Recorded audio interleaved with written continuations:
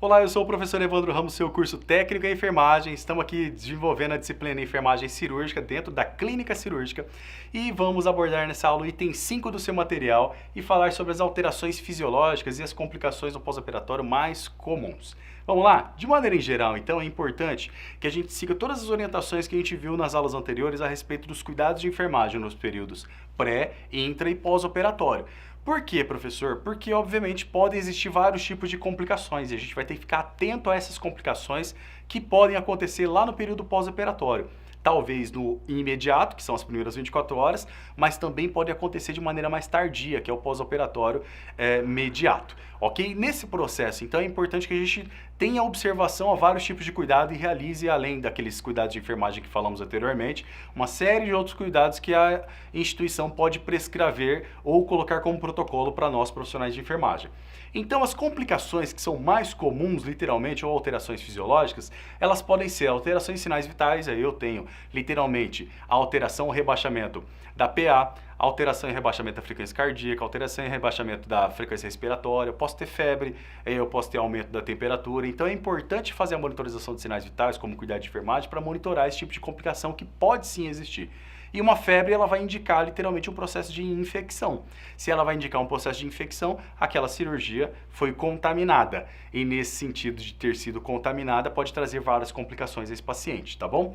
Nós temos aí alterações neurológicas que vai ser muito comum, como dor no pós-operatório, se foi, obviamente, utilizado um procedimento cirúrgico mais invasivo, mais traumático, literalmente como a gente chama, obviamente vai trazer mais dor, porque teve mais manipulação de tecido. Se houve um procedimento cirúrgico que foi com menos manipulação de tecido, por exemplo, a dor vai ser menos incômoda.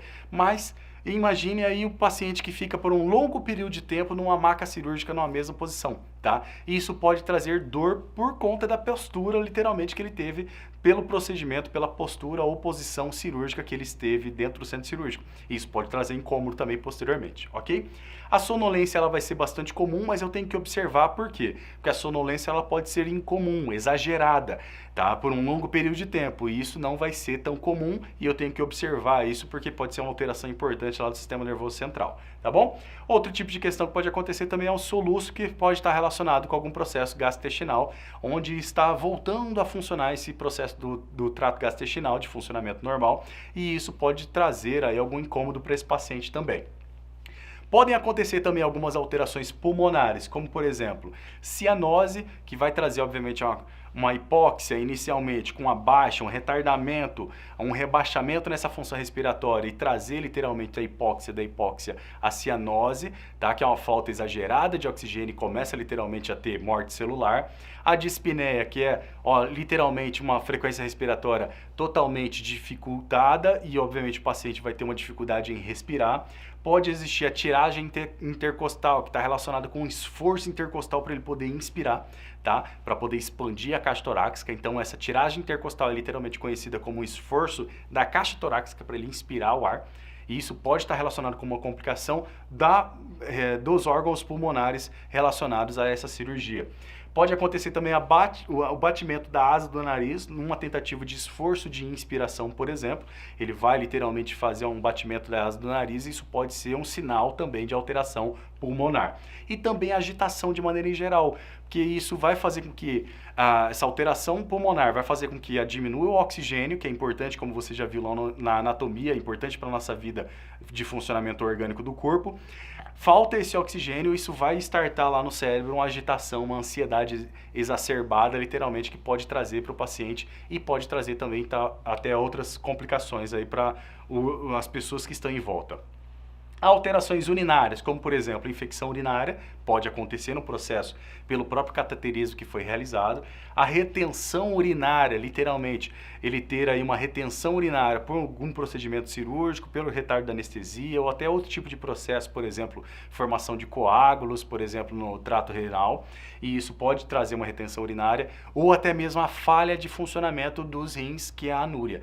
Esse paciente ele não vai parar de ser nutrido ou, obviamente, ser hidratado com um soro, por exemplo, ou Ringer lactato ou alguma outra solução prescrita pelo médico. E obviamente isso é para estimular a função renal para fazer a excreção de metabólitos. E a anúria ela pode estar presente, e a anúria literalmente é a diminuição drástica da quantidade de urina produzida. E isso significa que os rins não estão funcionando normalmente. Outro tipo de alteração são as gastrointestinais, que podem estar relacionadas com náusea e vômitos. Esse paciente pode ter aí náusea e vômito relacionado a esse processo de pós-operatório, principalmente por conta da anestesia. Constipação intestinal, por conta de um retardamento daquele movimento de ondas peristálticas que a gente chama lá na anatomia do trato gastrointestinal. Isso pode ser um efeito rebote, ou seja, uma complicação aí por conta do uso da anestesia. E também pode trazer sede a esse paciente e em alguns processos, obviamente, ele vai ter um período ainda pós-operatório já liberado para ele poder ingerir alguns tipos de nutrientes e também, obviamente, poder beber água. Alterações vasculares que podem acontecer como trombose por conta de um longo período de tempo onde ele ficou parado literalmente e aí não vai ter essa movimentação corporal que a gente tem normalmente, e isso pode contribuir no processo inicial de formação de trombos. Pode também ter uma tromboflebite, literalmente um processo inflamatório e literalmente dos acessos venosos que pode estar relacionados, ou formação ali de trombos, literalmente desse processo de acesso venoso, e também a embolia que pode estar relacionado com a entrada de ar, literalmente no acesso venoso, e isso pode trazer aí várias complicações também. Alterações da ferida cirúrgica que pode acontecer como uma rotura ou deiscência, rompeu os pontos e aí eu tenho uma abertura daquela cavidade cirúrgica onde foi feita a aberta cirurgia, exposição de órgãos internos, por exemplo, e isso é ruim porque vai ter uma porta de entrada para micro-organismos ali, tá? Em algumas situações não vai poder literalmente fazer novas suturas e aí vai fazer pontos maiores e vai ter uma cicatrização por segunda intenção ou até mesmo terceira intenção. Nós temos como complicações também da ferida cirúrgica possibilidade de acontecer hemorragias naquele local e infecção também do sítio cirúrgico.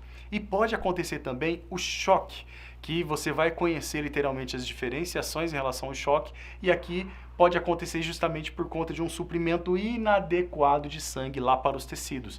E aí ele pode ter um choque hipovolêmico, ele pode ter um choque hipotérmico, um choque neurogênico, ou seja, tem vários tipos de choque que você vai compreender e são sinais importantes justamente que estão linkados diretamente com a falta de suprimento de oxigênio, falta de suprimento de sangue no corpo de maneira em geral, ok? Bom, como é importante então a gente entender esse processo literalmente pós-operatório, para que, obviamente, nesse atendimento pós-operatório a gente faça esses atendimentos de enfermagem, compreenda essas complicações para evitar, obviamente, ou até mesmo minimizar essas complicações que porventura possam sim acontecer. A movimentação desse paciente ela vai ser mais restrita, a movimentação no leito também vai ser um pouquinho mais restrita dependendo do tipo de paciente e, obviamente, vai ter indicações para aquele paciente também para deambular, para andar, para liberar essa dieta, justamente o estímulo de ingestão hídrica para ele voltar nesse funcionamento orgânico normal das suas funções. Vimos então nesta aula o item 5 do seu material e falamos das alterações fisiológicas e complicações pós-operatórias mais comuns. Como você viu, existem várias vertentes, relações de possibilidades dessas complicações pós-operatórias. Espero que você tenha compreendido. No seu material tem mais exemplos dessas complicações para você poder aprofundar e compreender melhor como vamos poder ajudar o nosso paciente no período pós-operatório na clínica cirúrgica. Obrigado pela sua atenção e até a próxima aula.